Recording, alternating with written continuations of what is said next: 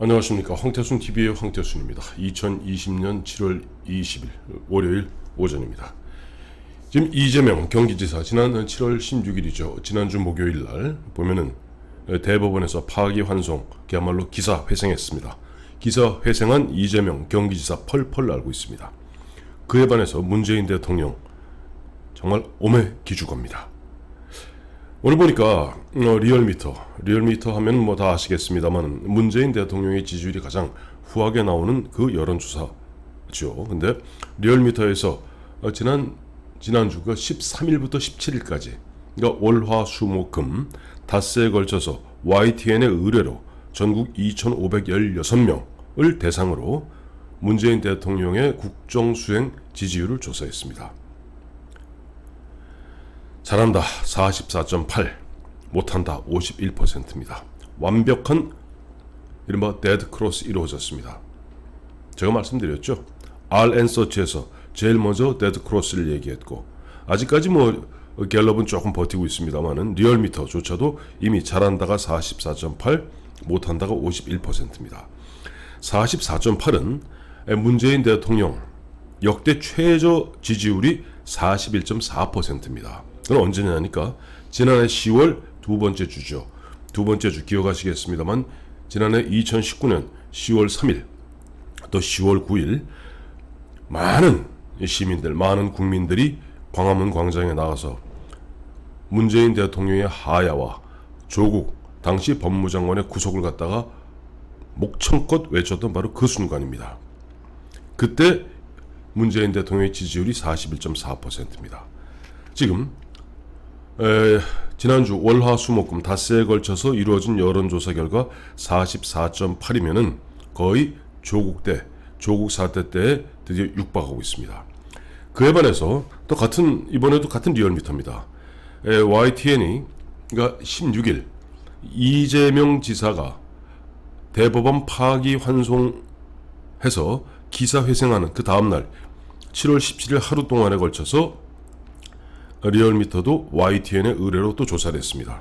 그랬더니 이낙연 전 국무총리가 23.3, 이재명 지사가 18.7로 4.6%포인트까지 따라붙었습니다. 사실상 오차 범위 내죠. 같다고 보면 됩니다. 윤석열 검찰총장이 14.3, 홍준표 의원이 5.9, 황교안 전 대표가 5.1, 안철수 국민의당 대표가 4.8, 오세훈 4.7입니다. 물론 지금 문재인 대통령과 범여권에서는 그래도 이낙연이 1등이고 이재명이 2등이니까 라고 안심할런지 모르겠습니다만 그렇지 않습니다. 왜냐하니까 이낙연 의원 같은 경우는 4.15 총선 직후죠. 그러니까 종로에서 국회의원이 된 직후에는 40.2%를 보였습니다. 불과 석 달 만에 23.3 반토막이 난 거죠. 이낙연 전 총리, 이낙연 의원은 지지율이 반토막이 난 상태고 문재인 대통령이 그토록 보면 어떻게 보면 음으로 양으로 탄압했던 이재명 지사는 18.7로 이제 이낙연 의원의 턱 밑까지 따라왔습니다. 오늘 20일, 내일 21일, 모레 22일 3일간에 걸쳐서 민주당에서는 오는 8월 29일 있게 될 전당대회, 당대표와 최고위원을 뽑는 전당대회 후보 등록을 받게 됩니다. 지금 당대표 후보로는 이낙연 의원과 김부겸 전 의원 이 두 사람이 출사표를 던지도록 되어 있습니다. 물론 그 앞에 이제 홍영표 의원이라든가 우원식 의원 등이 출마를 갖다가 이렇게 저울질했습니다만은 아무래도 범친문 내부에서 이낙연으로 몰아주자 하는 그런 흐름 속에서 보면 이낙연 두 사람 홍영표나 우원식은 중도 사퇴를 했고 결국 이낙연, 김부겸 양자 대결 구도가 되는 것 같습니다. 그런데 이 대목에서 참 묘한 게 있어요. 김부겸 전 의원, 김부겸 전 장관은 캐치프레이즈가 간단합니다. 2년짜리 당대표가 되겠다는 겁니다. 즉 이번에 당대표 8월 29일 날 당대표가 되면은 내년 4월 7일 서울 및 부산 재보궐선거, 그 다음에 후년 2022년 3월 9일로 예정되어 있는 대통령 선거, 또 6월 1일로 예정되어 있는 지방선거 이 세 가지를 갖다가 당대표 2년짜리 당대표에서 제대로 하겠다. 이건 누구냐 하니까 철저하게 이낙연 의원을 갖다 견제하는 이야기죠. 그러니까 이낙연 의원은 본인이 대선 출마를 사실상 확정 지은 상태이기 때문에 이번에 당대표가 된다 손치더라도 내년 3월 8일까지가 정확히 임기입니다. 누가 그러더군요. 6개월 10일짜리 당대표가 되겠다고 이낙연 의원은 나서고 있다.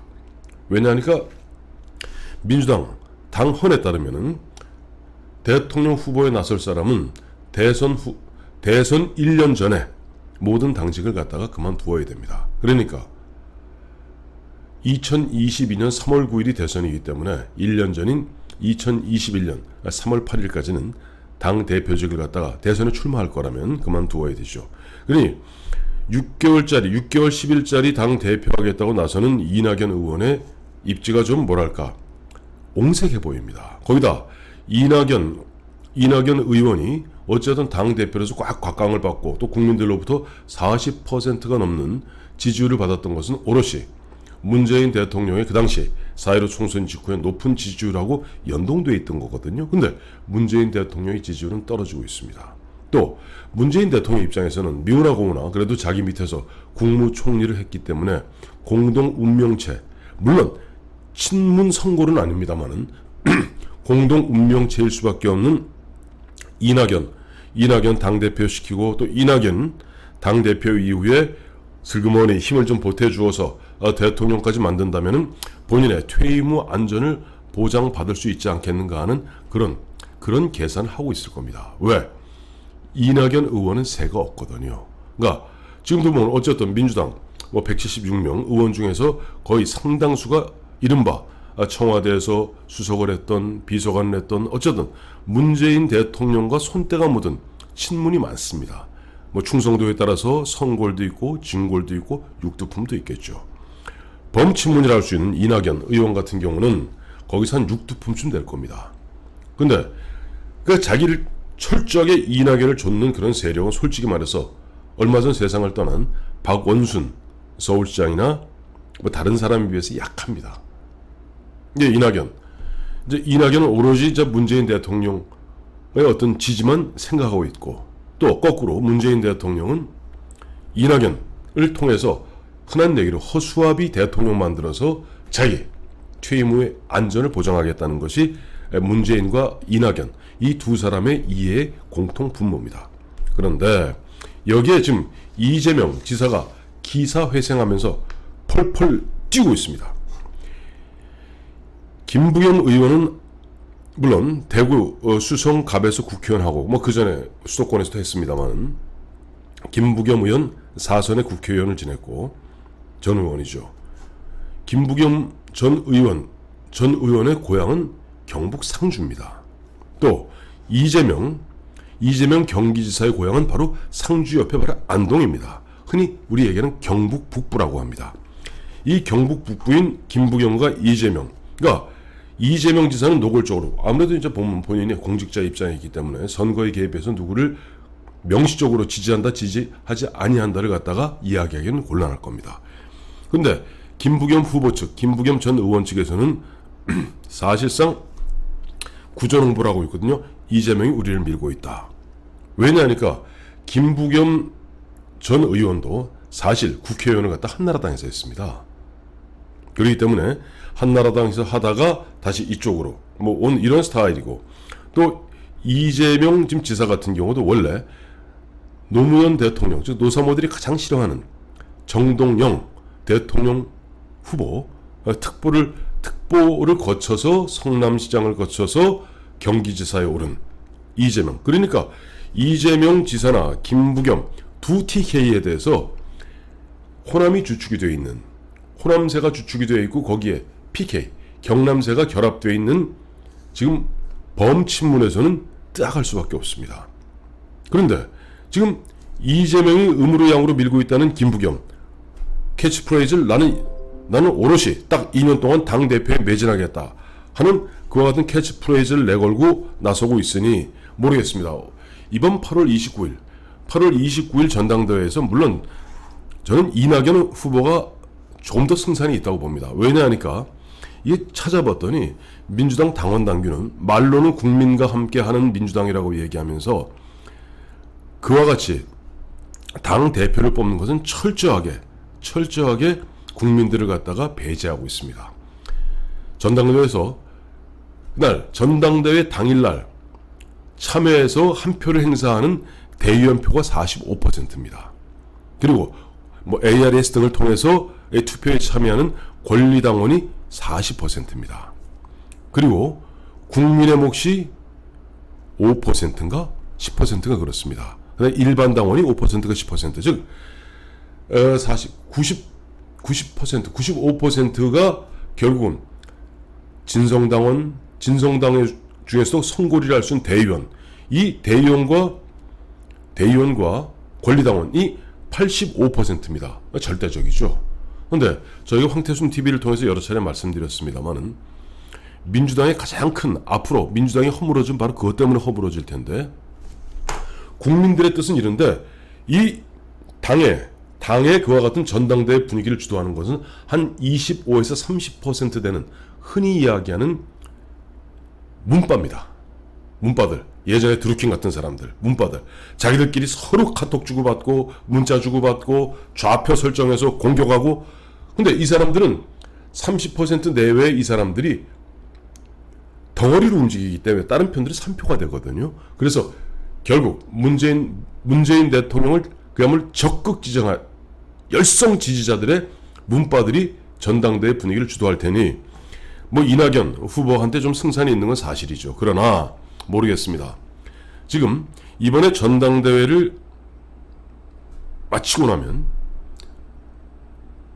문재인 대통령의 레임덕이 급격히 올 거라는 것은 누구나 다 알고 있습니다. 설사 이낙연 의원이 당대표가 된다 손치더라도 아마 음으로 양으로 많은 사람들이 이제는 청와대 쪽이 아니라 저쪽 여의도에 있는 더불어민주당 당사 쪽 이낙연 대표실 쪽으로 눈길을 돌릴 겁니다.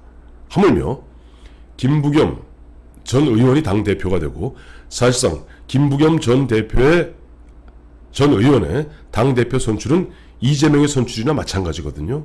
이렇게 되면 아마 둑이 무너지듯이 문재인 대통령 레임덕은 급속히 진행될 겁니다.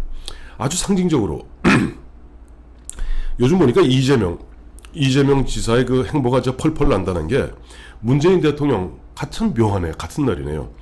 7월 16일 지난주 목요일 날 국회 21대 국회 개원식에 참여해서 여야 간 협치를 갖다 굉장히 강조했습니다. 굉장히 공허하게 들리더라고요. 아니 지난 3년 몇 개월 동안 야당을 갖다가 적폐로 갖다 규정하고 그렇게 말살하지 못해서 안달복달하던 양반이 갑자기 그것도 범여권 190석을 가진 문재인 대통령이 협치를 이야기하니까 정말 이는 유체 이탈 화법 내지는 공허하기 짝이 없는 얘기로 들립니다. 그에 반해서 7월 16일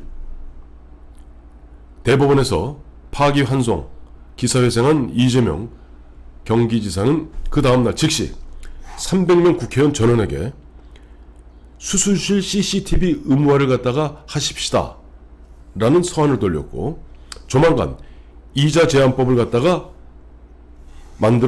만듭시다 하는 서신을 갖다가 300명 국회의원 전원에게 돌릴 예정이라고 합니다. 지금 문재인 대통령은 그야말로 독선과 오만과 불통, 거기다 문재인 하면 생각나는 사람 누굽니까? 추미애, 불통, 그 다음에 이인영, 대북만 바라보는 이인영, 조국, 위선, 이런 부정적 이미지가 더 씌워진 가운데 문재인 대통령은 말로는 협치를 이야기하면서 행동으로는 상대방을 적폐, 원수로 상정하고 때려잡으려고 그야말로 혈안이 되어 있는 반면 이재명 경기지사는 어쨌든 300명, 여야를 떠나 300명 국회의원에게 자, 수술실에 CCTV 의무화가 필요한 거 아니겠습니까? 하고 앙청드립니다. 즉 간곡히 말씀드립니다. 조만간 이자 제한법 이거 필요한 거 아닙니까? 국회의원님들, 입법권 가진 국회의원님들이 정말 이거 좀 도와주셔야 되겠습니다. 앙청드립니다. 이렇게 나간다는 거예요. 그러니까 지금 문재인 대통령이 점점점 외골수에다가 외골수에 그다음에 고집불통에 벽창으로 낙인 찍혀가는 가운데 이재명은 차기, 민주당의 차기, 물론 그분이 대선 본선에서 뭐 대선 본선까지 올지 또 대선 본선에 온다 해서 본선에서 이길지 그건 나중에 생각하십시다. 지금 중요한 거는 이재명이 문재인 대통령과 각을 갖다가 점점 세움으로써 여권은 분열에 그리고 분열과 어떤 세력 분화의 흐름이 점점 빨라지고 상대적으로 문재인 대통령의 지지율은 급격히 추락하는 가운데 결국 노무현 대통령 말기에 있었던 대통령과의 차별화 그리고 심지어는 대통령을 갖다 출당시키거나 사실상 왜? 자기들이 빠지면 사실상 출당되는 거거든요. 그와 같은 일이 아마 지금부터 서서히 꿈틀꿈틀대는 가운데 내년 4월 7일 서울시장, 부산시장 보궐선거 직후에 그와 같은 문재인 출당 움직임이 본격화될 가능성 그 씨앗을 이번 8월 29일 민주당 전당대회를 앞두고 펄펄 날고 있는 이재명과 오매 기죽어하는 문재인 그리고 거기에 각자 변수로 딸려있는 김부겸과 이낙연을 보면서 7월 20일 월요일을 갖다가 열어봅니다. 감사합니다.